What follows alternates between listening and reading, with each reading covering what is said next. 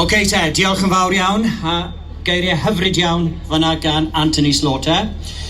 Nawr mae'n siaradwr nesaf ni nawr, buodd hi'n siarad yn wych iawn yn gynhadledd ychydig fisoedd yn ôl yn Abertawe, yn neuadd y Brangwyn, trefnwyd gan Melin Drafod, a buodd hi'n siarad am Cymru Rydd, Cymru Werdd a Cymru Cymraeg.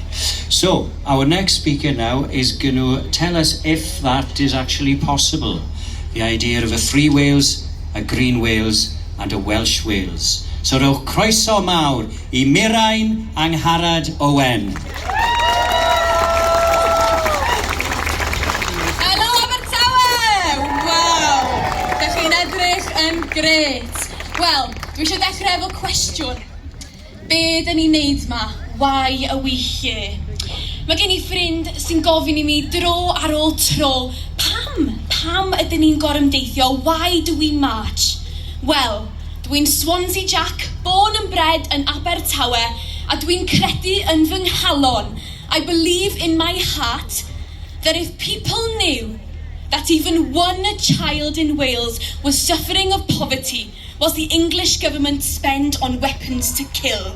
Tase pobl yn gwybod bod 31% o blant Cymru yn dioddef o dylodi. That's 190,000 children living in poverty in Wales. And that's after Wales exported £5 trillion worth of coal out of Wales. Dyna 5 triliwn o bunnoedd werth o lo wedi allforio allan o Gymru. Dwi yma achos dwi'n credu tasai pobl yn gwybod hyn, fysa nhw yma heddiw. They'd be here today screaming with us for an independent Wales. Fysa nhw'n gweiddi gyda ni. Fysa nhw'n gweiddi gyda ni am Gymru Rydd, am Gymru Werdd ac am Gymru Gymraeg. Dwi yma achos dwi'n credu tasai pobl yn gwybod bod hi'n amhosib dal tren o Abertawe I Aberystwyth heb eistedd ar dren am 14 awr. 14 awr, that's 14 hours on a train to get from Swansea to Aberystwyth. 14 hours on an off-peak return ticket. Off-peak return? Oh, and that's after the English government spent £5 billion of Welsh money on the HS2. Dyna dren sydd ddim yn cyffwrdd Cymru. Mae'r peth yn anhygoel. Dwi'n credu yn fy nghalon, tasai pobl yn gwybod hyn, fysa nhw yma heddiw. They'd be here today marching with us for an independent Wales. Fysa nhw yma yn bloeddio am Gymru Rydd, am Gymru Werdd ac am Gymru Gymraeg. Tasai pobl yn gwybod bod un plentyn yn gadael ysgol heb addysg Gymraeg. That's one child leaving school without their Welsh education, their Welsh culture.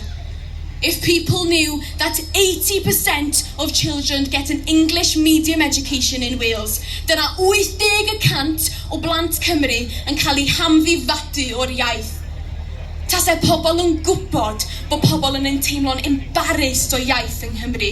People feel embarrassed to speak their language in Wales. If people knew, that's why I'm here, because if people knew, they'd be here with us today. They'd be here screaming with us for an independent Wales. Fysa nhw yma yn bloeddio gyda ni.